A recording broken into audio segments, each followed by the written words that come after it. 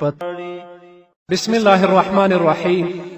الحمد لله رب العالمين حمد الشاكرين، الصلاة والسلام على سيد الأنبياء والمرسلين سيدنا ونبينا وشفيعنا ومولانا محمد وعلى آله وأصحابه الطيبين الطاهرين. قدرمن اوریدونکو د ژوند د لارې د خپرونې مینوالو، السلام علیکم ورحمة الله وبرکاته. ستاسو روغتیا او خوشحالي د پاک رب نه غواړم، په دې هیله چې د صحت او عافیت جامې پر تن ولرئ او خوشحالي مو په برخه وي. دا د زه محمد یاسین فهیم د ژوند د لارې د خپرونې په وړاندې کولو کې ستاسو په خدمت کې یم. زموږ د نن ورځې د خپرونې موضوع بیا هم د نړۍ نیکمرغه ښځه. د نړۍ نیکمرغه ښځه هغه ده چې هغه د خپل وخت د الله رب العزت په عبادت کې تیر کړي او د خپلو چارو لپاره مهال ویش وټاکي، د کوم ګټور کتاب پر لوستلو ځان وازموي او یا د قرآن په تلاوت د ځان جاج واخلي، ځکه کیدای شي د قرآن کریم کوم آیت پر تا اغیز وکړي، ویده احساس دې راویښ کړي او د همغه آیت له برکته هدایت او رڼا ترلاسه کړي چې له امله یې ستا اندېښنې، شکونه او د ستا ناهیلیتوب د تل لپاره در سره خدای پاماني وکړي.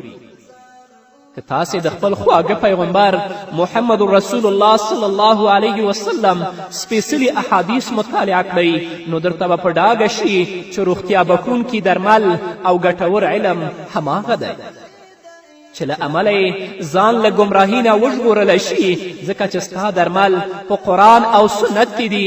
ستاسې راحت په ایمان کې، د سترګو یخوالی په لمانځه کې او د زړه سلامتیا مو په خوښي کې، سکون په قناعت کې، ښکلا په مسکا کې، عزت مو په پرده کې او ډاډ مو د الله په ذکر کې نغښتی دی. الله دې زموږ خویندو ته توفیق ورکړي چې هغوی د الله رب العزت کلام پرانیزي، د الله رب العزت کلام تلاوت کړي. کیدای شي چې د الله د کلام تلاوت په دوی باندې اغیز وکړي او ګناه پرېږدي. الله دې دوی ته توفیق ورکړي چې اسلامي خپرونې واوري، اسلامي بیانات واوري، تر څو په خپل ژوند کې د هغه نه ګټه پورته کړي، ګناه پرېږدي او د نړۍ نیکمرغه ښځې وګرځي. الله رب العزت په موږ باندې دومره نعمتونه ورولي دي، که تل لپاره سر په سجده شو د الله شکر ادا کو، بیا هم د الله د نعمتونو شکر نشو ادا کولی.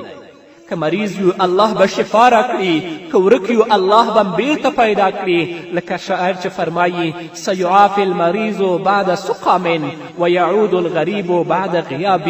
ناروغ به صحت عمومي، بېدرکه شوی به بیرته راستون شي.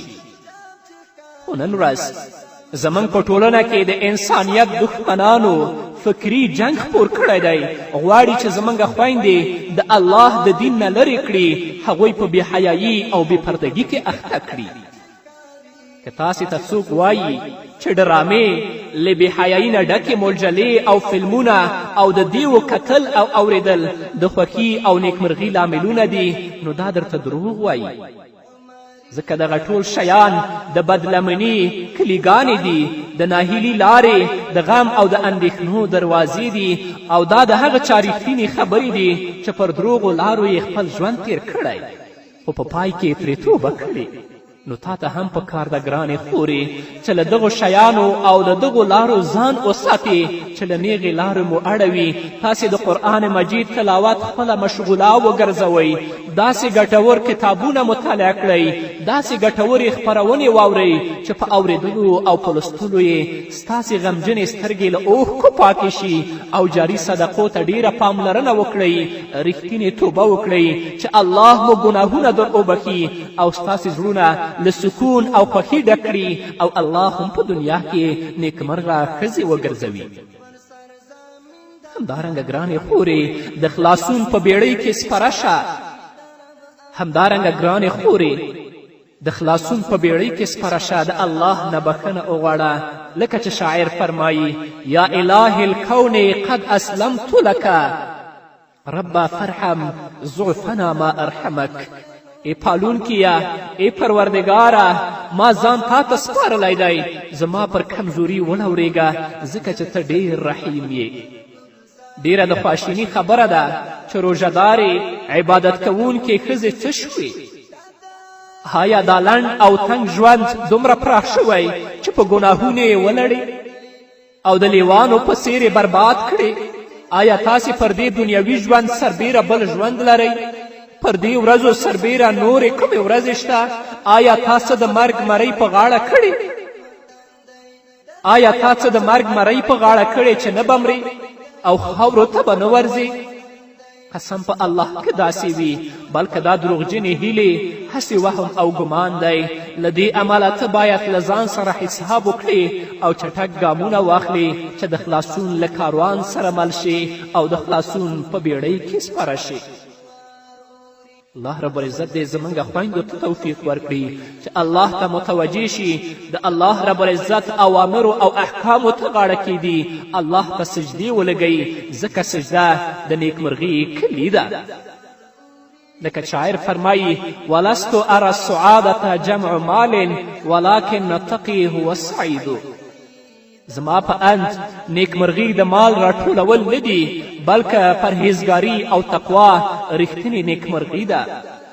نو تاسو هم ګرانې خورې خپله نننۍ ورځ د سهار په لمانځه پیل کړئ او تر دې وروسته ځان الله ته وسپارئ، نو هله به الله تاسې له هر ډول اندېښنو خوندي کړي او د نیکیو لار به درته وښیي او له ټولو بدیو به مو وساتي، او الله ستاسې لپاره هغه ورځ کله هم نه برکتناکه کوي چې تاسې د دغې ورځې د پیل یعنې د سهار لمونځ نه وي کړی، ځکه چې د قبولیت لومړنۍ نښه او د بریالیتوب د کتاب لومړنی عنوان همدا شیان دی. او هغه ښځه رښتینې نیکمرغه ده چې د سهار لمونځ یې په ښه ډول کړی وي، او هغه ښځه ډیره تاواني ده او بدمرغه ده چې د سهار لمانځه ته هیڅ ارزښت نه وي ورکړی. تر لپاره په بېځایه خبرو باندې اخته وي او بېځایه او بې ګټې خبرې د مخ نور کموي. راشه د الله په عبادت باندې، د الله په یاد باندې، د الله په ذکر باندې خپله مخ منور کړه. سهار مانځه ته راپاڅه، د الله رب العزت سجده وکړه، ټوله ورځ به دې خوشحاله او که خدای مکړه سهار کې موږ د غفلت په خوبونو باندې پراته یو، نو ټوله ورځ به زموږ بې برکته او تواني وي. تاسې هم د هغې بوډۍ ښځې په څېر هوډمنې او روغه عقیده ولرئ چې زوی یې له حجاج بن یوسف سره بندي و او هغه یې د وژلو پریکړه کړې وه. نو دغې ښځې ورته وویل چې ای حجاجه، که ته مې زوی ونه وژنې نو هم به یوه ورځ مري، د تل لپاره ژوندی نه پاتې کیږي. او یا د خنسا رضی الله تعالی عنها په څېر استقامت ولرئ چې د څلورو زامنو په شهادت یې همت ونه بایله او د الله شکر یې پر ځای که او د زامنو شهادت یې د ځان لپاره ویاړ وباله. دا هم ستاسې په څېر ښځې وې چې د دومره لوړې مرتبې خاوندانې شوې چې تاسې تر ننه پورې واقعات اورئ، او که تاسې د دوی لار تعقیب کړئ نو تاسې هم د راتلونکو نسلونو لپاره غوره بیلګې او نمونې کیدی شئ. هغه پرخه چې سهار پرته وي د هغې له سپکوالي ګټه پورته کړئ، لکه چې هغه څومره سپکه او بې وزنه وي تاسې هم همغسې شئ. د مشکو له خوشبو او د غره له ثابت قدمي نه زده کړه وکړئ او هماغسې ثابت قدمې پاتې شئ. غمګینه کیږئ مه، ځکه الله فرمایي: ولا تهینوا ولا تحزنوا وانتم الاعلون ان کنتم مؤمنین. بې زړه کیږئ مه، اندېښمن کیږئ مه، همدا تاسې برلاس یاست که تاسې مؤمنان اوسئ. نو په تا هم ګرانې خورې که څومره تکلیفونه او مصیبتونه راځي، د الله د رحمت او د الله له لورینې مه نا امیده کیږه، بلکې سر په سجده شه، ځان په نړۍ کې نیکمرغه ښځه وګرځوه، د الله په تقدیر او د الله په فیصله باندې راضي اوسه چې الله درنه راضي شي او الله تا ته نعم البدل درکړي. او که خدای مکړه د الله په پریکړه او د الله په تقدیر باندې راضي نه وې، نو الله به درنه ناراضه شي، په نورو مصیبتونو او په نورو کړاوونو کې به دې هم راګیر کړي. کیدای شي چې په خپل عبادت سره، په خپل طاعت سره، په دې سره چې د الله اوامرو ته منقاده شي، د نړۍ نیکمرغه ښځه وګرځي. ته د خپلې ښکلا له امله ته لمر هم ډیره ځلانده یې، ته د خپلو ښو اخلاقو له امله تر مشکو هم ډیره ارزښتمنده یې، او د خپلې عاجزي له امله تر سپوږمۍ لوړه یې. نو په کار ده چې پر خپل ایمان سربیره خپل قناعت او پرده وساتې، یاد ولره ګرانې خورې چې ستا ګاڼه سره سپین لال او جواهر نه دي بلکې د تهجدو 2 رکعت لمونځ د روژې تنده او هغه پټه صدقه چې یوازې الله پرې خبر وي او پر دې سربیره هغه اوښکې چې ګناهونه مینځي هغه اوږده سجده چې د الله د تعظیم لپاره وي او له الله نه هغه حیا چې د شیطان له وسوسې نه دې ساتي ستاسې رښتینې ګاڼه ده. نو راشئ ګرانو خویندو د پرهیزګاري په زړه پورې او زړه راښکونکې جامې په تن کړئ نو تاسو به د نړۍ ښکلې ښځې شئ. که څه هم زړې جامې دې په تن وي همداراز د حیا برقه په سر کړه ځکه چې ته د نړۍ ښه ښځه یې. که څه هم د پښو کولو لپاره غوره پیزار نه لرې او تل نامسلمانو او ګنهګارو ښځو ته په دې نظر ګوره چې دوی د دوزخ سکروټې دي. تاسې ته به د ژوند ټول ګوټونه تیاره ښکاري خو دغه تیاره ګوټونه او اطرافونه په خپله رڼا باندې رڼا کړه. نو ای رښتینې مسلمانې ښځې، ای د الله لور ته راګرځېدونکې مؤمنې ښځې، ته باید د خرما د ونې په څیر شي لکه چې هغه له چټلي لوړه وي او که څوک تیږه ورګزار کړي نو له بره نه ورته میوې راوروي او په اوړي او ژمي دواړو کې شنه او ګټوره وي.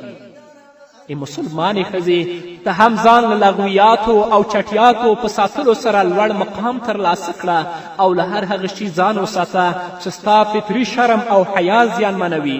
ته باید ذکر خپلې خبرې وګرځوي او په چوپتیا کې ښه فکر وکړې، خپل نظر د عبرت او پند لپاره وکاروي نو هله به نیکمرغي، راحت او په ټولنه کې قبولیت ترلاسه کړي. خلک به دې په ښه نامه یادوي او رښتینې دعاګانې به یې له تا سره مل وي په دې معنا چې ټول مسلمانان به په لمانځه کې نیکانو خلکو ته دعا کوي او وایي به چې السلام علینا وعلى عباد الله الصالحین، یعنی پر ما او په ټولو نیکانو دې سلامتیا وي. او کله چې ته نیکه ښځه وې نو د ټولو مسلمانانو په دعاګانو کې یاده شوې، الله تعالی به ستا له سره د اندېښنو وریځې او د غمونو غرونه لرې کړي. د مؤمنانو د دعا له برکته به خوښ او سوکاله ژوند ولرې او هله به درته په ډاګه شي چې نیکمرغي د شتمني په راټولولو کې نه بلکې د الله په طاعت کې ده او همداراز نیکمرغي په ښکلې جامه کې نه بلکې د خلکو په خدمت کې نغښتې ده. او کله هم د ځان نه مه ناهیلې کیږئ، په ژوند کې به له داسې ستونزو سره مخ شئ چې همت به دې ځواب ورکړي. کله هم له ځانه مه ناهیلې کیږه، په ژوند کې به له داسې ستونزو سره مخ شې چې همت به دې ځواب درکړي، خو ته باید دغه ستونزمن حالات او ستونزې په ځان لاسبرې نه کړې بلکې الله ته متوجه شه، د الله نه وغواړه.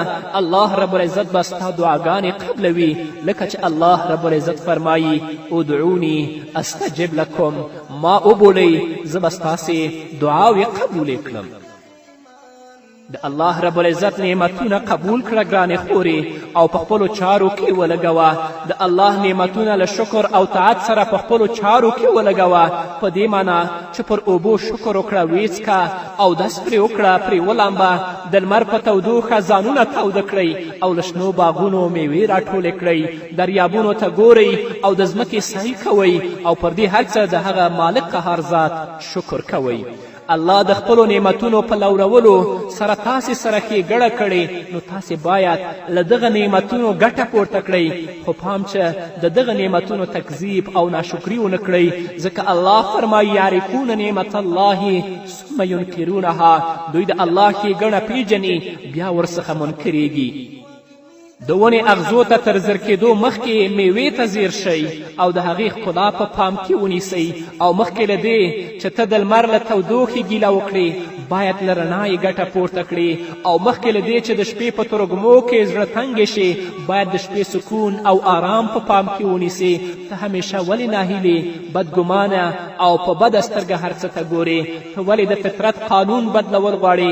الله فرمایي الم تره الی الذین بدلوا نعمت الله کفرا، ته هغه خلک ولیدل چې هغوی د الله نعمت وموند او هغه یې د نعمت په ناشکري سره بدل کړه. د الله لورینې راخپل کړه او شکر پرې وباسه. او د الله د رحمت نه کله هم مه ناامیده کیږه. تل لپاره د الله دربار ته لاسونه پورته کوه، خپلو د ګناهونو بخښنه د الله نه غواړه، لکه چې الله فرمایي لا تقنطوا من رحمت الله، د الله له رحمت نه کله هم مه ناامیده کیږئ. نور به واورو قدرمنو اوریدونکو، خو هغه د یوې دمکو بیا هم زموږ سلامونه او نیکې هیلې ومنئ. په استغفار سره روزي پراخیږي، نو ته تل لپاره د الله رب العزت نه بخښنه غواړه.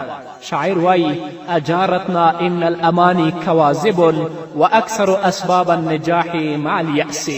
ای زما ګاونډی هره تمنا دروغجنه وي، خو اکثره بریاوې په ناهیلیو کې نغښتې وي. یوې ښځې د ګیلې په توګه وویل چې په 30 کلنه کې کونډه شوم، په داسې حال کې چې 5 بچي را په غاړه ول، د خاوند په مرګ مې ژوند تیاره شو، په ژړا ژړا مې نږدې سترګې ړندې شوې وای، ناهیلیو پسې واخیستم او غمونو رانه غیږ تاو کړه، ځکه چې بچي مې واړه ول، لا د ګټې وټې نه ول. په میراث راپاتې مال مو په ډېر احتیاط لګوه او په دې اندېښنو کې مې شپې او ورځې تېرېدې. بله ورځ مې راډیو ولګوله، د راډیو ستن پر یوه اسلامي خپرونه ور برابره شوه. په خپرونه کې یو عالم د نبی کریم صلی الله علیه وسلم د خولې دا مبارک حدیث بیانوه: څوک چې استغفار ډیر وایي نو الله به یې له اندېښنو او تنګسو را وباسي. د دې حدیث په اورېدو سره مې له بچو استغفار وظیفه کړه. نو قسم په الله چې لا 6 میاشتې نه وې تېرې شوې، زموږ په زاړه کور د سړک نقشه راغله. حکومت له موږ نه هغه بیکاره کور په ډیره لوړه بیه واخیست چې له دې امله په میلیونونو روپۍ لاسته راغلې. مشر زوی مې استاد شو، کور مو له خوښیو ډک شه، سوکالي او نیکمرغي مو په برخه شوه. که ناهیلي پسې واخیستې نو نه به دې څه له لاسه کیږي او نه به نیکمرغه شي. د الله د رحمت نه مه ناامیده کیږه، تل لپاره د الله نه بخښنه غواړه، ځکه الله وایي انه لا ییأس من روح الله الا القوم الکافرون. بېشکه چې د الله د رحمت څخه کافر ولس ناهیلې کیږي، غیر د کافر نه د الله د رحمت نه بل څوک نه ناهیلې کیږي. نو ګرانې خورې، که مشکل سره مخ یې، مصیبت او کړاو سره مخ یې، استغفار وایه. الله به دې د ستا د استغفار په ویلو باندې کړاوونه په خوشحالیو، غم به دې همدارنګه په مسکا او جړا به دې په مسکا بدله کړي. او تل لپاره دعاګانې کوه، ځکه دعاګانې د بلاګانو مخه نیسي. شاعر وایي قد ینعم الله بالبلوى وان عظمت ویبتلی الله بعد القوم بالنعم. کله الله د یو چا لپاره مصیبت نعمت ګرځوي او د ځینې خلکو لپاره نعمت مصیبت وګرځوي. عایز قرني لیکي چې زما د یو ملګري ښځه د سرطان په ناروغي باندې اخته شوه، په داسې حال کې چې 3 زامن یې درلودل او د دنیا له خوښیو سره سره پر دوی راتنګه شوه. په دې حالاتو کې یو عالم دې ته وهڅوه چې د شپې تهجدو په لمانځه کې دعا او استغفار غواړه، د زمزم اوبه دموه او په خپله ناروغه ښځه یې څکه. عایز قرني لیکي زما ملګري همداسې کول پیل کړل، نو الله د ده دعا له برکته د دوی غمونه او اندېښنې په خوښیو بدلې کړې، ځکه چې ښځې او خاوند دواړو به په ګډه د سهار له لمانځه تر مرختو پورې او ماښام نه تر ماسخوتنه پورې دعاګانې او استغفار غوښته او د زمزم دم کړې اوبه به یې پر ښځه څکړې. نو الله تعالی یې ښځه له ورپېښې ناروغۍ څخه جوړه کړه، ځکه له الله تعالی پرته بل هیڅوک شفا ورکوونکی نشته. نو راځئ خویندو او میندو، یوازې همدې الله ته د دعا لاسونه لپه کړو او خپلې ستونزې پرې هوارې کړو، ځکه دا هر څه د الله تعالی په واک کې دي، نه د یو نومرکي ولي او بزرګ په لاس کې. ای زما خورې، که ناروغه شې نو د الله تعالی لور ته خپل پام راواړوه، توبو او استغفار ته زور ورکړه او له الله نه ښه تمه ولره، ځکه الله توبه قبلوونکی او د مصیبتونو لرې کوونکی ذات دی. لکه چې الله فرمایي امن یجیب المضطر اذا دعاه ویکشف السوء. څوک دی چې د بېکس بېوس دعا اوري کله چې هغه یې وبلي، او څوک د هغه کړاو ختموي. غیر د الله نه بل څوک نشته. نو هغه الله ته د تضرع او د عاجزي لاسونه پورته کړه، د الله رب العزت نه بخښنه وغواړه. الله رب العزت به ستا درد او تکلیف په راحت باندې بدل کړي. نو که تاسو ګرانو خویندو د ستونزو له امله د ناهیلي ښکار شوي یاست، نو دې پلو ته هم وګورئ چې د ستونزو زغملو اجر هم ډېر لوی دی. د یوې ښځې یوازینی او نازوله زوی په څه کار حکومت او دولت ونیوه نو مور یې ډیره اندېښمنه وه ان تر دې چې د شپې خوب یې پسې ورک شو او په ژړا ژړا یې د اوښکو چینې وچې شوې نو الله یې پر ژبه دا ذکر جاري که لا حول ولا قوة الا بالله. هغې ښځې دا ذکر وظیفه که بله ورځ یې دروازه وټکېده چې دروازه یې پرانسته ګوري چې زوی یې مخې ته ولاړ دی. مور د زوی په لیدلو له خوښۍ وغوړېده.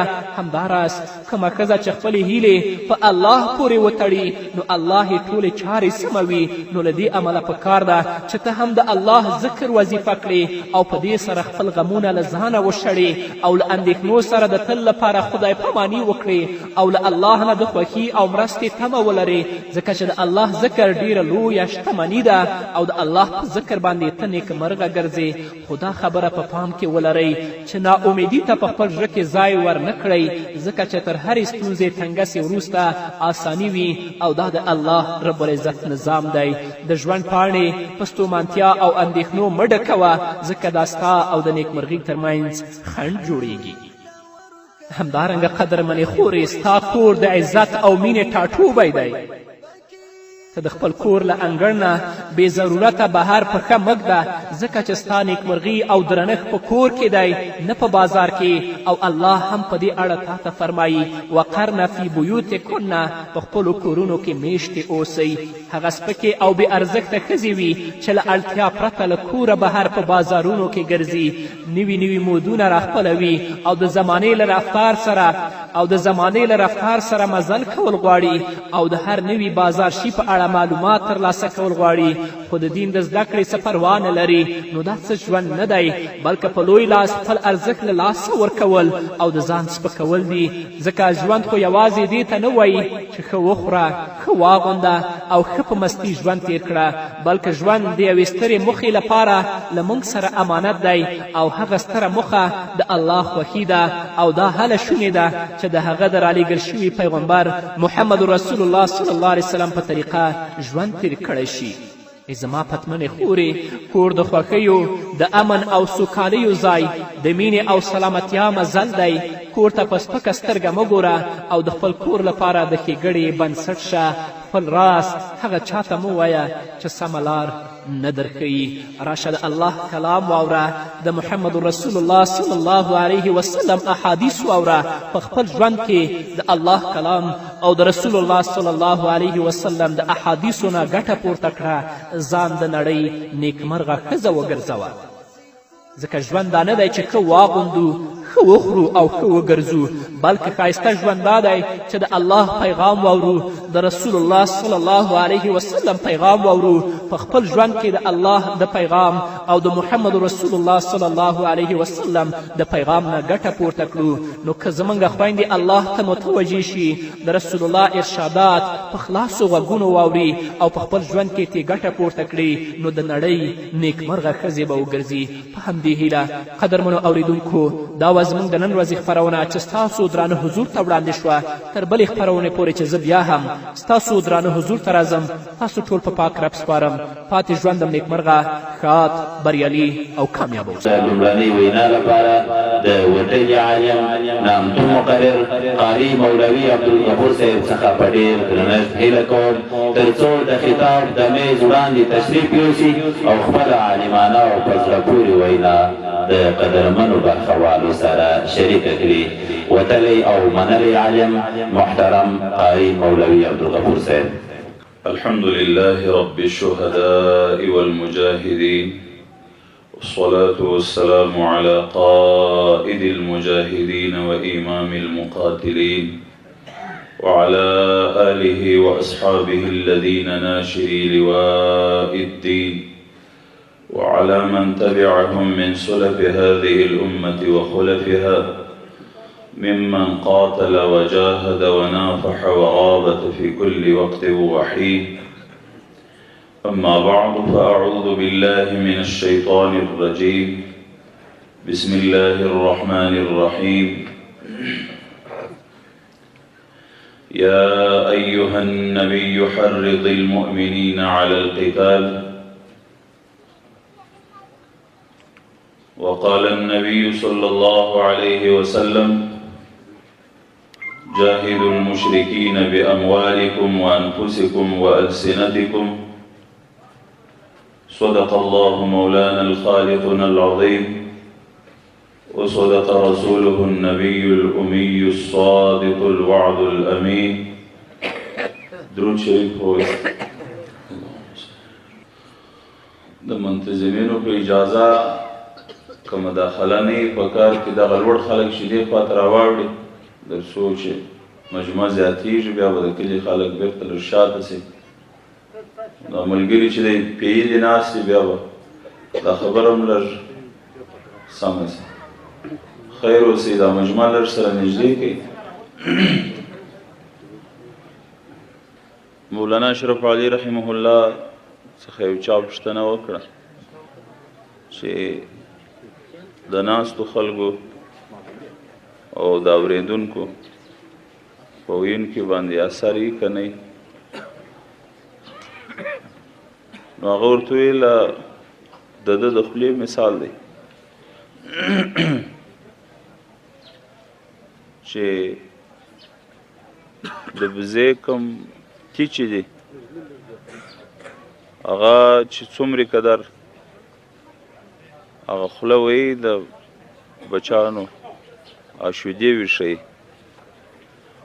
نو دی وایي چې د سامعینو چې څومره توجه برابروي عمر قدر دغه مبین په خوله باندې به یو څه ورځي.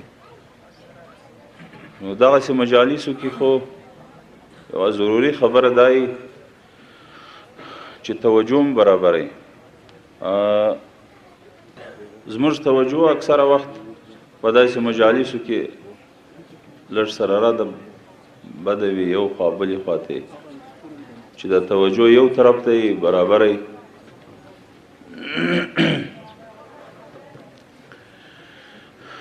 دا مجلس خو منعقد سوی دی په دې نوم باندې چې د شهید پیغام چې د شهید څه پیغام دی مسلمانانو ته پیغام څه دی او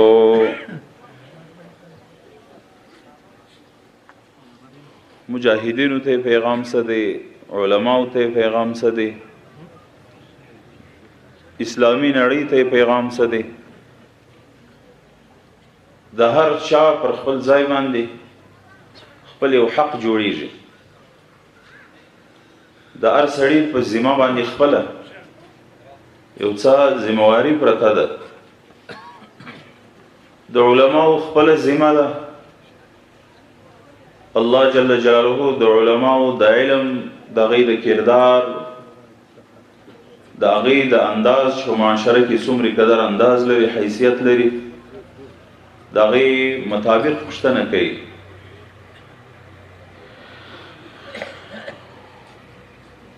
او د عام مسلمانانو خپل حیثیت دی. نو دغسې د شهید پیغام د معاشرې هر چاته د خپل حیثیت مطابق متوجه دی.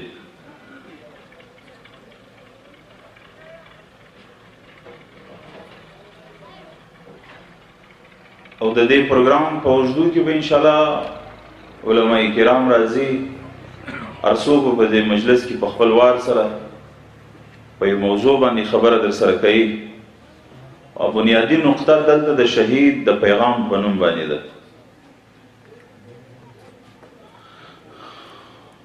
ملګرو چې ما ته کوم شی انتخاب کړی و چې په دې به ته لږ خبره کوي نو زه په هغه باندې لږ خبره در سره کوم. د اسلامي امارت په امت کې ضرورت څه دی او چې اسلامي امارت نه وي بیا به مسلمانان څنګه چلیږي څنګه به کنټرولیږي او په امت کې چې یو اسلامي قیادت نه وي د دغه امت سوق و رهبري به بیا څنګه کیږي او بیا به دا کوم طرف ته ځي. د مسلمانانو بقا چې موږ وینو اسلامي امارت و خلافت چې کله په مسلمانانو کې نړېدلی دی هغه ړنګ سوی دی. مسلمانان د هماغه وخت څخه د زوال پر ټغر باندې کښېنستلي دي او د مسلمانانو پر سر باندې د عالمي کفر دسیسې او د هغو پروګرامونه او د هغو مشکلات یو په بل پسې د مسلمانانو په سر باندې را روان دي برابریږي. او د امت دغه خطه چې د مسلمانانو د مځکې چې دی ور باندې آباد دي د دې خطې په یو اړخ باندې کله د عالمي کفر یو شر جوړ سي یو اړخ قبضه کی او هغه سرکوب کی او هغه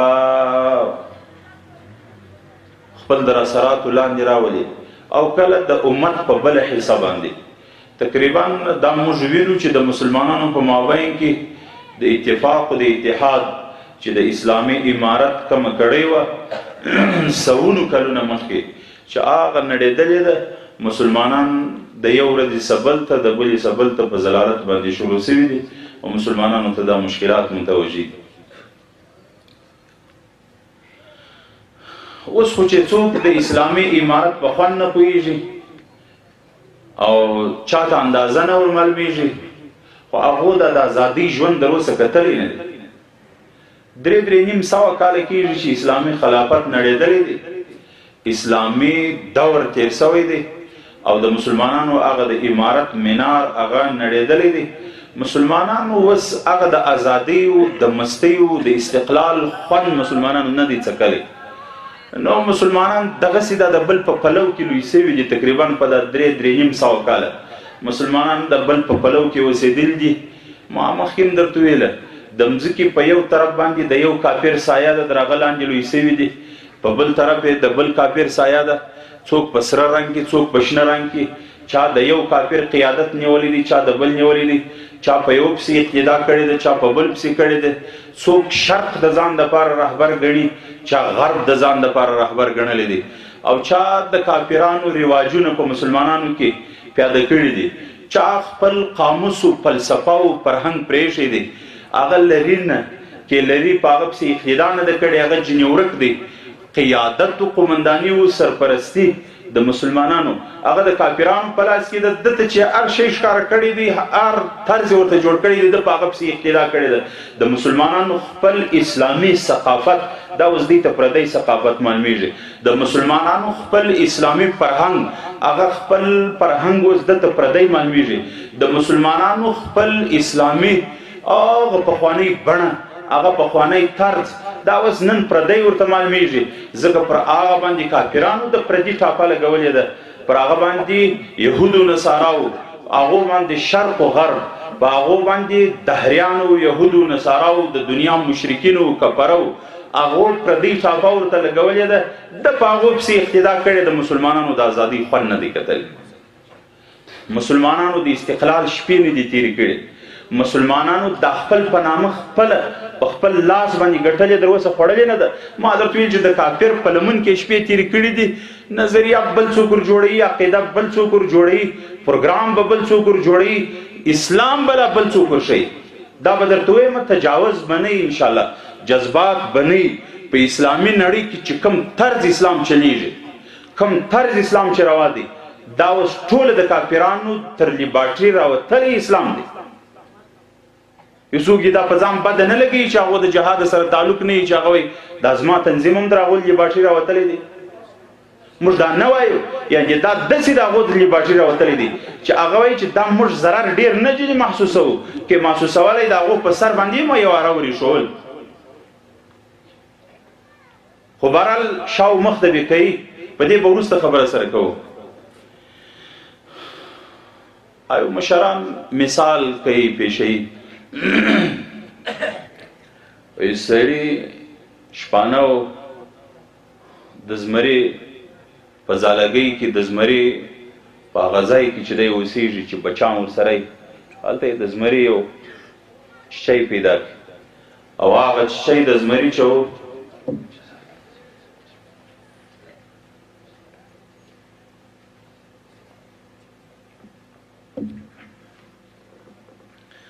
نو سړی راوړي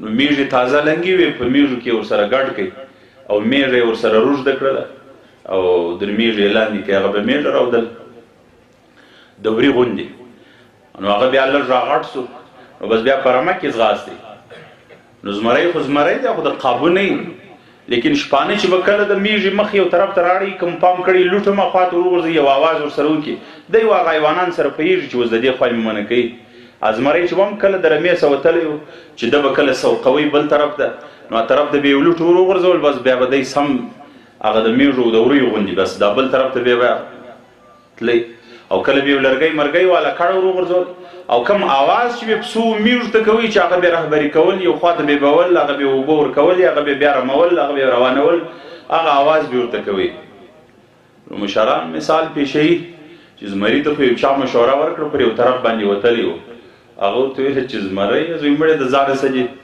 څه جوړ کړی دی نو پسه خو تقریبا بیخي عاجزه دی په حیوانات نو ته ولې داسې ده ویل چې خو زه څه ویم زه دا رقم یم هغه ورته ته خو ستا جلا تخم دی ته جلا نسل یې او ته خو د تمامو حیواناتو باچا یې او ته دا یې نو د ده خپل انداز یې ورته پیش کړي نو ده ورته ویل چې زه خو څه ویم زه دغه رقم یم بل طرز خو زما نه دی زدا نظر بل رقم چلیدلی سم نو هغه ورته ویل چې ته ستا خپل یو آواز دی ته چې کله د دې مابین ته ورغلې دا یو غږ خو پورته کړه د زمري ډېر بد غړومب دی دا پخواني خلک د زمري غړومب ورته وایي ول دا به غړومب به وکړي چې ته خو یو غړومب وکړه نو زمري چې کله غړومب وکړي شپانه هم ځغاستې رمه هم ځغاسته پسونه هم ځغاسته دی پر میدان پات شو د علاقې و د ځنګل و د مځکې هغه حکومت و بچۍ دته ور پات شوه نو مسلمانان خو اوس داسې دي لکه هغه د زمري بچی د میږو په شیدو یې کړي وو نو عادت هم د پسه ورغلی وو مسلمانان اوس د کافرانو په مشرب کې اوسېدلي دي د هغو په لمن کې اوسېدلي دي د هغو په قیادت کې اوسېدلي دي د هغو په طرز و طریقه او په روزنه کې اوسېدلي دي اوس خپل زمریتوب د مسلمانه تللی دی خپل مستي جنې تللی ده ادب دی د مسلمانه څخه خپله مندویي تللی ده چې مسلمان به څه رقم و مسلمان اوس د ځانه څخه یو خسي پسه جوړ کړی دی په رمه کې خسي پسه به مو لیدلي دا نور پسونه هم بره مندویي پر کوي که نه در اصل خو نر دی دیم مسلمان اوس دغې اندازې ته رسېدلی دی د تعداد د حسابه څه مسلمانان کم نه دي د مځکې پر مخ باندې څومره مځکه چې په دې لړلې ده د هېڅ چا څه کم نه دي دا اوس سروې د دنیا دا راځي چې تقریبا 12-14 کاله مخکې د مځکې پر مخ باندې په اکثریت کې چې کوم تعداد چلېدی د نفوسو هغه د کوم دین سره چې تعلق و هغه نصرانیان و د نصرانیانو د مځکې پر خطه باندې اکثریت جوړېدی د نفوسو په لحاظ باندې 12 کاله اوس کېږي چې مسلمانان د مځکې د خطې اکثریت ته اوښتي دي دومره ډېر دي او کم معدنیات چې د مسلمانانو سره دي کم د اقتصاد د پرمختګ شان چې د مسلمانانو سره دي یعنی د مسلمانانو پر هغه مځکه باندې قبضه ده چې د مځکې پر مخ څومره ښه مځکه ده چې په کومه مځکه کې تیل ډېر دي پر هغه د مسلمانانو قبضه ده چې په کومه مځکه کې ګیس ډېر دي پر هغه د مسلمانانو قبضه ده چې په کومه مځکه کې سونه ډېره ده زر ډېر دي سپین زر سره زر پر هغه د مسلمانانو قبضه ده چې په کومه مځکه کې مس ډېر دي هلته د مسلمانانو قبضه ده چې په کومه مځکه کې اوسپنه ډېره ده هلته د مسلمانانو قبضه ده چې په کومه مځکه کې خوږې اوبه ډېرې دي هلته د مسلمانانو قبضه ده چې کومه مځکه کرهڼې ته ښه برابره ده هلته د مسلمانانو قبضه ده غرض دا چې د مځکې چې څومره معدنیات دي څونه خزانې دي څونه آبادي ده الله جل جلاله هغه د امت مسلمه په تصرف کې ورکړي اکثریت هم لري د مځکې ښه حصه هم د دوی سره ده په ښه موقع باندې هم پراته دي دریابو ته هم باډرونه لري وچو ته هم باډرونه لري غرض دا د عالم د باچۍ ځای د دې سره دی لیکن د مسلمانانو د سره هغه د قیادت د امارت خول لري سوی دي مسلمانان تڼۍ سوي دي مسلمانان په شکل باندې ویشل سوي دي او عالمي کفر په دې کې لاس اچولی دي په قومو یې ویشلي دي په ژبو باندې ویشلي دي په علاقو باندې ویشلي دي سرحدات یې د مسلمانانو تر مابین داسې عارضي په نامه نسبي سرحدات یې سره پیدا کړي دي چې دا پلانکی دی دا پلانکی دی، دا عرب دی دا عجم دی، دا تور دی دا سپین دی، دا خړ دی دا سور دی، دا آزاد دی دا قبضه دی، دا پاکستان دی دا افغانستان دی، دا عربستان دی دا ایران دی، دا پلانکی دی دا مصر دی، دا د پلانکی ځای دی. دغه سرحدات دغه مرداري کرغېړنې کرښې د مسلمانانو په مابین کې ایجاد کړې. مسلمانان یې په 58 کړیو باندې سره وویشل، مسلمانان یې سره تڼۍ کړه، مسلمانان یې سره وویشل او مسلمانان یې سره جلا کړل او د مسلمانانو در مابین چې د اتفاق کم مینارو چې دوی ورباندې راټول وو هغه یې ور ونړوي او مسلمانان دغه دي چې نن د ضلالت شپې تېروي. د مسلمانانو د خپلې سونې څخه ګټه نه ده اخیستې، د مسلمانانو د سونې څخه عالمي کوپر ګټه د مسلمانانو د تیلو څخه عالمي کوپر ګټه. که دا درته ووایم چې امریکایانو څومرې لکه بمباره څومرې لکه پروازه پر موږ باندې کړي دي، بمبارونه سوي دي، که دا درته ووایم دا تجاوز نه دی چې په خدای قسم چې په 100 کې 80% تیل د سعودي عرب کار سوي دي، چې کوم د امت پر بچو باندې، زموږ پر مساجدو باندې، زموږ پر مدارسو باندې، زموږ پر زنانو باندې، زموږ پر سپینږیرو باندې، زموږ پر مجاهدینو باندې، او دا د محمد رسول الله صلی الله علیه وسلم د سنتو د قرآن د ازادۍ پر فوج باندې چې کم بمبارونه سوي دي، کم تیل چې استعمال سوي دي، په 100 کې 80% د سعودي عرب تیل استعمال سوي دي، او کومې بیړۍ چې په خلیج کې ولاړې وې چې دلته یې خوږې اوبه غوښتې، د مصر صفۍ پورته رالی. د مسلمانانو خپل معادن هغه د مسلمانانو په مقابل باندې استعمالیږي، د مسلمانانو خپل قوت هغه د مسلمانانو په مقابل باندې استعمالیږي. د امارت دغه ضرورت دی، د شرعي قیادت دغه ضرورت دی، د اسلامي مسلمان خلیفه دغه ضرورت دی چې مسلمانان په یو ټغر باندې سره راټول کړي، مسلمانان ټوټه نه. او ما مخکې درته ویله چې مسلمانان چې د څه وخته د دوی په مابین کې د امارت او د خلافت مینار نړېدلی دي، مسلمانان د هغې ورځې سره د ضلالت سره مخ سوي دي، رفته سوکه دا ان تر دې چې تر اوسه پورې مخ پر ضلالت روان دي. مسلمانانو بیا د عروج خوب نه دی لیدلی، مسلمانانو بیا د دغسې قیادت خوب نه دی لیدلی. الله جل جلاله چې پر افغانستان باندې د روسانو د کم د تجاوز کم انداز جوړ کړي، الله جل جلاله هغه د مسلمانانو په حق کې خیر کړي. خلکو خو بشر بلی، الله جل جلاله په هغه جهاد کې د مسلمانانو یو انداز جوړ کړي، هغه جهاد کې د مثال په تور باندې چې کومه غړکه وشربل سوه 14 کاله وشربل سول، یا په بل اصطلاح باندې 21 کاله وشربل سول، الله جل جلاله د هغې ثمره امارت اسلامي د امیر المؤمنین ملا محمد عمر مجاهد رحمه الله تعالی رحمتا واسعه د هغه په قیادت کې الله جل جلاله موږ ته او امت مسلمه ته هغه 300 کاله واخواته امت په خوب باندې راولیدلی او یو انداز یې راته جوړ کړي، او د مدینې منورې د کوڅو انداز مو په افغانستان کې ولیدی، قندهار و هلمند و روزګان و زابل و غزني کې مو ولیدی، او 1300 کاله مخکې د کوفي و د بصرې د علم او د تحقیق انداز مو الحمدلله د امارت اسلامي په مدارسو کې په علماء کرامو کې ولیدی، او د 1200 کاله مخکې د احنافو د علم چې کوم عروج و کوم انداز و، هغه بیا په دغه قیادت کې موږ خپل حنفیت هغه مړ انداز مو ولیدی، ژوندي خوبونه مو ولیدل، په ویښه مو هغه انداز صحیح کوي. الله جل جلاله زموږ پر مذهب باندې، زموږ د نبي پر سنتو باندې، زموږ د قرآن پر احکاماتو باندې یوارې هغه فضا بیا راوستل، هغه بهار بیا پر وچلېدلی. یو څو عمر مخکې شیخ مولوی عبدالبصیر صاحب دامت برکاتهم العالیه اجي صاحب مرحوم مدرسه کې شیخ دی، هغه یو خبر راته کوله، د ویل چې پېښور شیخان د اکوړي الله دې د دې حفاظت وکړي چې څوک وفات شوي دي الله دې جنت الفردوس ور نصیب کړي. ولا هغه څه کسان راغلي وه، شیر علي شاه صاحب رحمه الله او داسې نور اکابرین اساتذه وه، نو هغه وخت کې اجماوین صاحب مرحوم چې هغه د امارت اسلامي لوی وزارت د ده سره و چې رئیس الوزرا و، نو اول ملاقات مو د ده سره و کابل کې. نو لمونځ چې هلته ځای ته ورننوتو د طالبانو ته درس کوي، سبقان شروع او په درس کې هدایه شروع. دا ځای مې د خدای غاړې نه بندوي چې بیه یې دا یو که نکاح یې دا یو.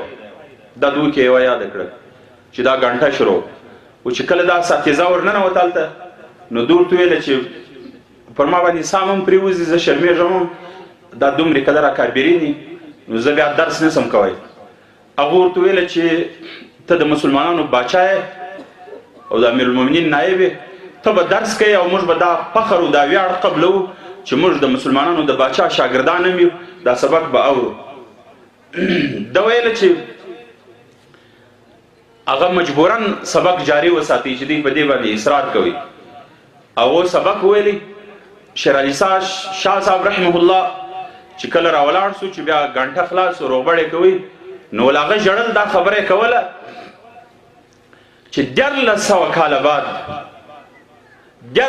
کاله بعد مو په تاریخ کې دا ولیدله چې د مسلمانانو باچا هغه یو مذهبي کتاب درسوي او په مذهبي کتاب کې بیا دا ولیدل چې د احنافو کتاب درسیږي. الحمدلله د امام ابو حنیفه رحمه الله تعالی د مذهب یو کتاب دی او هغه ټینګ کتاب دی چې هدایه شریفه ده، هغه درسیږي. دا مو 1400 کاله بعد په امت کې بیا دا خوب ولید. د امارت اسلامي هغه فیوزات و برکات دي چې مذهب بم ژوندی، د نبی سنت بم ژوندی، د الله جل جلاله احکامات بم ژوندی، هغه به پر مځکه باندې هم پیاده او مسلمانان به د ازادۍ ژوند تیروي. او د ازادۍ ژوند خو څه کوي که دا زه درته وایم مبالغه به نه وي چې په خدای قسم چې د دنیا د مځکې پر مخ باندې چې د امارت اسلامي په قیادت کې کومه زندګي تېرېدله دا یو جنتي مثال و. لنډه ده چې دا یو د جنت مثال و. سړي چې وایي چې په جنت کې یم چې داسې فضا، داسې هوا، دومرې روحانیت. زموږ د حفظ استاذ هغه دا خبره کول چې سند کې یو د دې استاد د حفظ په سترګو باندې ړوند الله جل جلاله دومره قدر د دین کار جنی واخستی. دی ویل چې موږ بیا د سره حساب کوي 15 کاله عمر په دا وخت کې په سترګو ړوند در دا وخت پریم درسګاه فعال ساتل او د سموږ پښتنه وکړه د زیات کم یا د خپل شاګردان یا بلواسطه شاګردان لزر کسه د قران حافظان د په واسطه باندې جوړ شي. نو هغه په کال کې چې کله مدرسه چټي سوه د امیرالمؤمنین مرحوم سره یو وار د ملاقات کوي په کال کې چې مدرسه و چټي سوله. نو هغه چې بک موټر کې سپور یو دوه شاګردانو براوړي، هغه شاګردان د کوټې و اجل خالق هغه ورور او اجل بصیر هغه د علمو کې چې غټه مدرسه ده. نو هغه بیا دا خبره کول چې موټر کې بزمور سره دا سپینږیری بوډا شیخ القرآن بر سره نو د بیا موږ ته دا ویله چې کله د شهداو خاوره شروع سي دا زما خبرې ته لږ متوجه سي. ویل چې کله د شهداو خاوره شروع سي علما ته بیا ویله چې هلته غږ وکړه زه 2 رکعاته نفل کوم په شروع کې. صحیح په ذهن کې دا در نه سي چې د افغانستان د خاورې دې څومرې قدر دغه وکړي. دا موږ نه وایي دا دغه شیخ القرآن سپینږیري بوډا خبره ده. برحال حقایق هم یو څه دي، دا قرباني هم یو څه دي او دا 40 کاله چې کومې ویني د دین په معنا باندې تویږي دا خپل یو شی جوړوي. د مسلمانانو در مابین موږ داسې نه وایو چې دا خلک پر هغه خلکو بي خو دا خاوره کې یو شی. نو دا ویل چې موږ همیشه به دا طرز و چې هر کال به دی تلي نو چې کله به بولدک ته داخل سو د ولسوالۍ څخه پر دې خوا باندې په خوا که چا پام پر کړي دلته د تیلو بازار یې بلی ډېر ډرمان به پراته وو، ټینکیان به پرتې وي دلته به تیل وو. نو دا بغل ته به ډول موږ وګرځو د روډ څخه په شا ولاړو، زما سره په موټر کې اوبه راسره وې، فرش به راسره و، دی به مې کښته کړي، مسله به مې راواره کړه. نو بیا به یې نفل وکړله بیا به تلي. نو ده به ویل چې دا د دې خاورې شکریا ده. نو په دا ورځ باندې پر روډ لږ رش دی، ما در ولسوالۍ وایستې. دا د ده د خولې خبره ده. ما در ولسوالۍ وایستې نو بیا ده ما ته وویله چې بچی ته ولې نه درېږې د 2 رکعاته نفل به وکړو. ول ما ورته ویل چې حضرت در اوسه پورې دا د شهداو خاوره به نه وي شروع، لږ به تېر شو. ول ډول وختي لا شروع سوې ده. نو ما ورته ویل چې ته څه په پوهېږې چې شروع سوې ده؟ ول ده ویل چې دا بوی لري، دا نظام بوی لري، دا خاوره بوی لري، دا جلا بوی پر ما باندې ومشلېږي. زه په پوه سم چې افغانستان شروع سو. دا د شریعت محور و. هغه خلک چې د هغو په سینو کې ګلاب پراته وه هغو خپله حس کولی سوی. او پښتو کې متل یې خوا مې په دوی مسجد هم دی ګپې نو متل خو هم نه دی چې دوی وایي ګامې شه د ګل په بوی نه پوهېږي. خو هغه دغه ځای د دا اسلامي نظام بوی دغه خلکو حس کوي. په دا بوی باندې خو بورا پوهېږي نه یا پر ګلانو باندې چې ګرځي چې دا کم ګل دی او بیا نیشونه مالته ورننه باسي هلته تشخیص هم کوي خپل کار پکښې کوي. په دې باندې خو دا پوهېږي. دا چاته چې قدر نه معلومېدی یا نه په پوهېدل یا دا اسلامي نظام نعوذ بالله نه بلی یا هغه وخت کې هم دا پښتون وژنه بلل نعوذ بالله، نو ګامېشه خو ما درته ویل چې هغه د ګل په بوی څه پوهېږي، خو د ګل په بوی باندې بورا پوهېږي، هغو ته یې اندازې. او د اسلامي امارت د اسلامي حکومت چې پر مسلمانانو باندې کم احسان دی، هغه څه درته وایم دا په دا 20 منټه کې په نیم ساعت کې بیانېدلی نشي چې په مسلمانانو باندې کم احسان دی. زه لنډ مثالونه در کوم چې په موږ باندې دا بهار و پسرلی تیر سو او د الله جل جلاله د عظیم دربار سره ډېر امید لرو اوس بیا را روان دی ان شاء الله العزیز. الله دې په موږ ټولو باندې وویني. موږ چې کوم انداز ولیدی هلته او کوم انداز مو صحیح کوي د مسلمانانو د ناموس چې څومره حفاظت و. که زه دا درته وایم چې په بیت الله شریف کې په خانه کعبه کې په خدای قسم که مسلمان دومره قدر یا مسلمان نر یا مسلمانه ښځه دومره محفوظ وي لکه د اسلامي امارت په قیادت کې چې کومه خاوره ورته محفوظه و، دومره قدر محفوظه و. د چا مال ته خطره نه و، د چا سر ته خطره نه و، د چا عزت ته خطره نه و، د چا هیڅ چی ته خطره نه و. او په دین کې سل په سل کې ازادي و. او دغه خلک د دې په کار و پر سر یې لاس ورتېروي، په سر یې خول ورېښوي چې کوم څوک دین ته کار کوي. د علماو قدر و، د دینداره خلکو قدر و، د شریعت د پوهانو قدر و، د نیکو مسلمانانو قدر و. او عام تر دې چې در داسې اندازې پرې چې امیرالمؤمنین مرحوم هغه یو قانون یا مسوده جاری کړله چې کومې ښځې چې د کورو څخه بهر راوځي هغه چې کومې څپلۍ په پښو کوي هغه څپلۍ به دغه لاندې چې مځکې ته ورڅرموي دا تلی چې د بوټ ورته وایي د څپلۍ دا به کلک نه وي یعنې پسته څپلۍ به پښو کوي لکه دا مسالې بوټونه چې دي دا پسته یا کلوشي چې دي یا ماسۍ خلک ورته وایي یا داسې شی یو پوست شی به پښو کوي. ول دې دپاره چې دغه کلکه څپلۍ چې ده پر دا روډو باندې یا پر دا لارو باندې یا پر دا سړکانو باندې آواز جوړوي او دا بیا د پردیو خلکو نظر راوړي دا شی زده. نو زما ضمیر دا نه قبلوي چې زه د مسلمانانو امیر یم، زه د افغانستان امیر یم د مسلمانانو او زه د امیرالمؤمنین یم او زما په حکومت کې دي پردی سړی پردی ښځې ته ګوري. څومره قدر د مسلمانانو د ناموس حفاظت او اسلامي امارت چې نه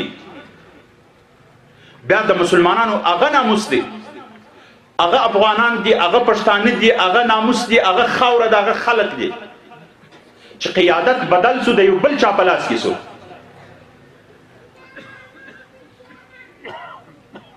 22 نجونې دا خبره به غالبا زه تکرارن کوم 22 نجونې د کرزي په حکومت کې او بیا به خبریالانو ښه تشریح ورکول چې د 14 کالو څخه کمې نه وي پکې، د 14 د اتلو څخه زیاتې نه وي پکې.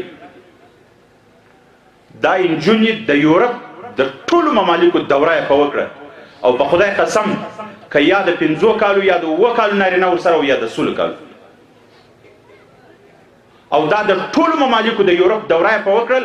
په هر پارلمان کې د غرب هلته دې کښېنستلې او بیا بیا خواست کوي چې په افغانستان کې نجونې د لوبو ځایونه نه لري، د ساتیري ځایونه نه لري او بیا به هغه وعده کول نو چا به د والیبال، چا به د فوټبال، چا به د کرکټ یو میدان یو ځای ورته برابروئ. نو زه وایم ګوره چې قیادت د اسلامي امیر سره د مسلمان امیر سره بدل سي، بیا هغه خلک دي، هغه مسلمانان دي، هغه پښتانه دي، د هغو د ناموس سره دومره قدر سپکاوی کېږي. د هغو 22 انجونې بیا د پوره غرب د پارلمانو دوره پکوي. او زه دا درته وایم چې دا د دغو ښځو او د مسلمانانو د افغانانو په ناموس باندې ګټه ده که نه ده؟ او دا یې ګرځولې او دغسې سپکې کړي دي په پارلمانو کې اوس راایستلي دي. او الله جل جلاله دې هم په سپک کړه، په بې عزته یې کړه.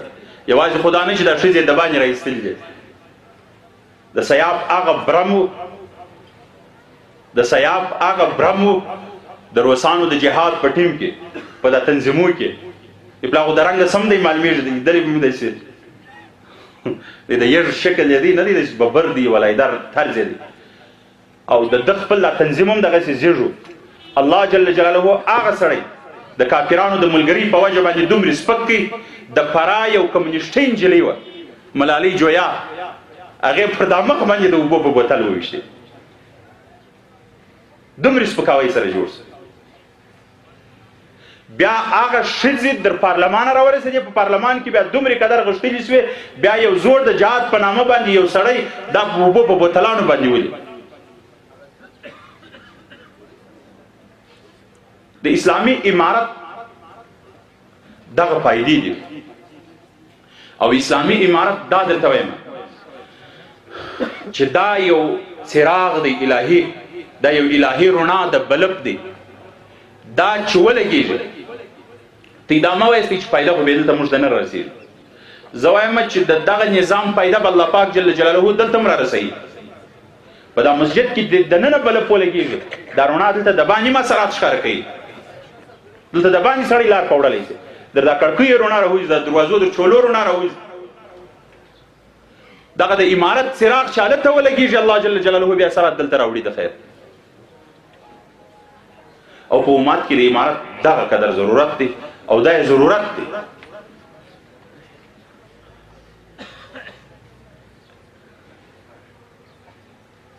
او ما درته ویل چې د مسلمانانو سره چې د څه وخت د امارت د سر سایه لرې سوې ده، مسلمانانو بیا خپل د دین سم پوره ګټه نه ده اخیستې، او د خپل اقتصاد سم ګټه نه ده اخیستې. او دا غرض به سړی درته وایي چې مسلمانانو خپلو د مسلمانانو سم ګټه نه ده اخیستې، او هغه هم د مسلمانانو په مقابل باندې استعمال شوي. نو امارت اسلامي یا اسلامي خلافت هغه په مسلمانانو کې یو دومره ضروری شی دی چې مسلمانان خوراک ته دومره ضرورت نه لري لکه اسلامي امارت. مسلمانان کدا درته وایي چې اوبو ته دومره ضرورت نه لري لکه اسلامي امارت. مسلمانان نور ضرورات ته ډېر د دې څخه شاته دي، دومره قدر ضرورت نه لري لکه اسلامي امارت ده. اسلامي امارت دومره مجبوري ده.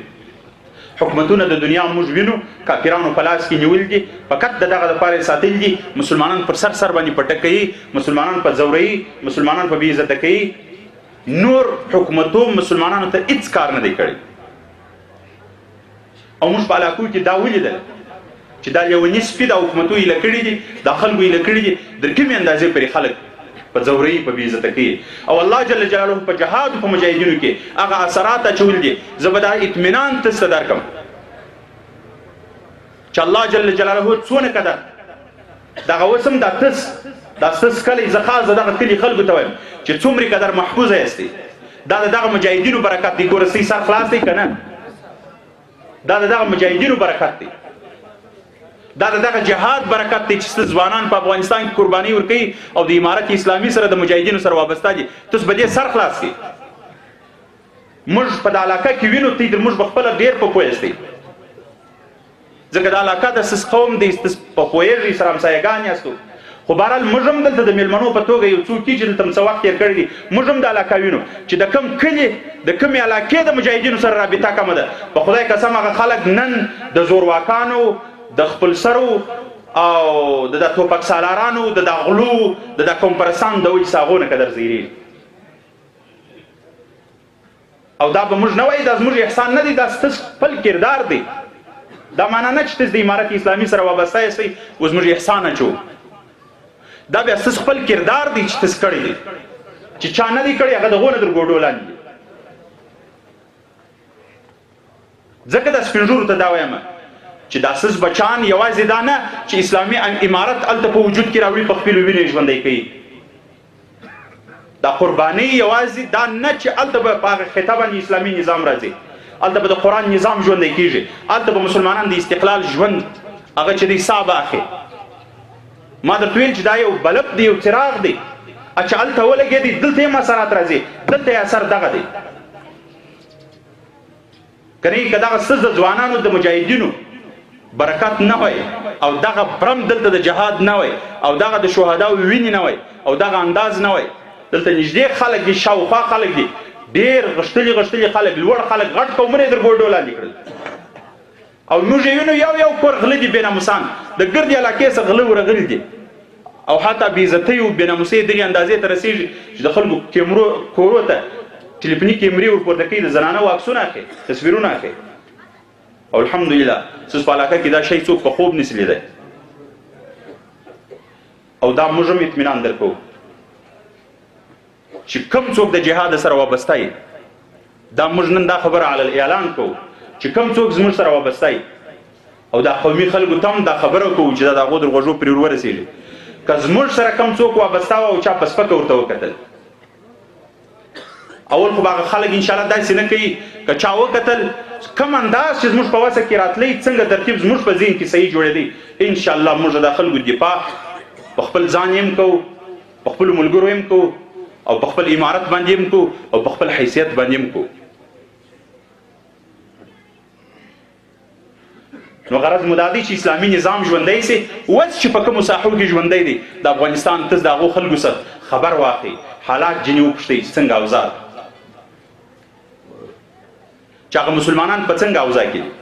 سهار و ماښام د امریکایانو بمبارونه هم پر شروع دي، سهار و ماښام د افغانستان د مزدور فوج د ملي اردو چې دی بولي د هغو د توپو د اوانو ګولۍ هم د دې په کورو کې مشت، کله حیوانان په تلف سوي او کله انسانان په شهادت باندې په رسولي، کله خونه ورانه سوي، کله مسجد په وران سوي په شهید سوي، او کله لار او پل په خرابي. په دغه حالت کې، په دغه زبون او په دغه سخت حالت کې تاسو دغه خلکو څخه پوښتنه وکړئ چې چیرې هلته د امارت اسلامي څه ناڅه قبضه ده او هلته مجاهدین واکمن دي، چې د هغه خلک چې په کابل کې اوسېږي، هغه خلک چې د هلمند په مرکز کې اوسېږي، هغه خلک چې د کندهار په ښار کې اوسېږي، د هغه خلکو څخه پوښتنه وکړئ چې خوشحاله یاستئ، او که هغه خلک چې په ولسوالۍ کې، په میرمنده او زنبلي کې اوسېږي او یا په پنجوایي او په میوندو په ژړۍ کې په هغه ساحو کې ګزاره کوي چې سهار و ماښام د امریکایانو د مرداري تیارې پروازونه هم هلته تېرېږي او د ملي اردو د مردارخواره ټانګان هم هلته تېرېدل کوي. هغه خلکو ته ووایه چې تاسو خوشحاله یاستئ او د هغه خلکو څخه پوښتنه وکړئ که تاسو خوشحاله یاستئ. په خدای قسم که د کندهار په ښار کې کوم خلک اوسېږي که دومرې مطمئن دي لکه هغه خلک چې سهار و ماښام هلته بمبار شروع دي، دومرې قدر د اطمینان فضا ده. دا خو اسلامي نظام دی، د خولې خبرې خو نه دي. او اسلامي نظام خو اثرات لري، او دا یوازې نه چې د اثرات موږ په جوړولی شو یا موږ کړي دي، د تاریخ څخه تر اوسه پر اسلامي نظام اثرات لري، اسلامي امیر اثرات لري، اسلامي فوج اثرات لري، اسلامي عسکر اثرات لري، اسلامي ټولنه اثرات لري، دا ټول الحمدلله خپل اثرات لري. او تاسې پوښتنه وکړئ د دغه اثراتو څخه دا معلومیږي چې دغه شی حق دی، دغه کار حق دی. زموږ اسلامي عظیم تاریخ البدایه والنهایه دا خبره کوي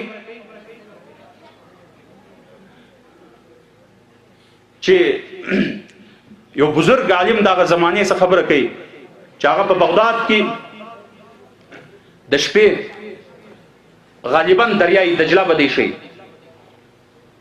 چې د هغې په غاړه باندې د شپې هغه د تهجدو دپاره راپورت سوی او داسې کوي او دی ما کتله چې یو پسه دی یا پسونه دي والله اعلم هغه دلته اوبه څښي او دا خواصه لیوه راغلی هغه هم دلته اوبه وڅښلې تږی سوی و چې د کومې مځکې راشوه سوی دی اوبه یې وڅښلې نو زما دا خیال و چې لیوه خو به اوس پر دا پسه باندې یا پر دا پسو به حمله کوي او څنګه انداز به یې څه شي به یې دا منظر ګورم خو چې کله لیوه اوبه وڅښلې لیوه پر خپله لار روان سو او بیا تلي ما در یو ځای سې کوي خو پر خپله لار ولاړې په پسو باندې غرض نه وکړي یا په پسه باندې یو یا ډېر والله اعلم. نو په دې کیفیت کې یاریان شوم چې دا اوس هغه خو د دغه حیواناتو قاتل دی. نو ده ویله چې بیا یوه میاشت بعد موږ خبر شو، یوه میاشت بعد چې عمر ابن عبدالعزیز رحمه الله تعالی هغه د مسلمانانو امیر المؤمنین ټاکل شوی. یوه میاشت بعد خبر شو. نو چې څه وخت ټاکل شوی دی هغه ویل چې اوس یوه میاشت کېږي. او ده ویل چې په الله قسم چې ما کم حساب ورته وکړي، کوم اندازه مې ولګول، په هغه شپه باندې امیر المؤمنین دی ټاکل شوی چې په کومه شپه باندې هغه لیوه په پسه باندې تجاوز نه کوي. الله جل جلاله په حیوانات هم دومره قدر اثرات اچوي. او موږ خپله دا په مشاهده باندې لیدل دي. او تاسو پوښتنه وکئ او خبره بس رالنډوم، په افغانستان کې چې په کوم ځای کې د امارت اسلامي قبضه ده هلته د خلکو څخه پوښتنه وکئ چې هغه خلک څنګه زندگی تیروي، څنګه زندگی تیریږي، او د هغو سره د مجاهدینو سلوک څنګه دی، او د هغو سره د امارت اسلامي سلوک څنګه دی، انداز څنګه دی، او دوی څنګه زندگی تیروي. الحمدلله د ازادۍ زندگی ده. مسلمانان په خپل عزت باندې، په خپل ابرو باندې پټ دي. مسلمانان خپل د قرآن په نظام کې پټ دي. د محمد رسول الله صلی الله علیه وسلم سنت هلته د افتخار جامه ده. د خپل مذهب طریقه هلته د افتخار جامه ده. د قرآن حدود، د قرآن احکامات هلته د افتخار قانون دی. بل قانون ته څوک غاړه نه ایږدي، په شرمیږي، د بل چا په لباس په الله قسم شرمیږي، د بل چا په طریقه شرمیږي، د بل چا په فیصله شرمیږي، د بل چا په قانون شرمیږي. الحمدلله دا د امارت اسلامي اثرات دي او دا غوینې چې توی سوي دي. موږ د الله جل جلاله څخه په دې باندې ډېر شکر ګزار یو چې الله جل جلاله زموږ د وینو اثرات موږ ته راښکاره کړه. الله دې نور هم قبول کړي، الله دې نور هم په موږ باندې د اثرات وویني. الله جل جلاله دې زموږ امارت اسلامي یوارې بیا پر تمام افغانستان باندې په قیادت کې راولي ژوندی. او الله جل جلاله دې بلکې په ټول عالم کې د امارت اسلامي واکمني پراخه کړي. الله جل جلاله دې امیر المؤمنین ملا اختر محمد منصور حفظه الله تعالی ورعاه د حفاظت وکي. الله دې د رهبري شورا حفاظت وکي. الله دې د دې د ملګرو حفاظت وکي. الله دې د تمام امارت اسلامي حفاظت وکي. الله جل جلاله دې د امارت اسلامي د ملګرو حفاظت وکي چې څوک په زړه کې وسیله ور باندې لري، څوک مالی کومک کوي، څوک ځاني کومک کوي. الله جل جلاله دې د ټولو حفاظت وکي. الله دې د ټولو قرباني قبول کړي. واخر دعوانا الحمد لله رب العالمين وصلى الله تعالى على سيد المرسلين محمد وآله وسلم.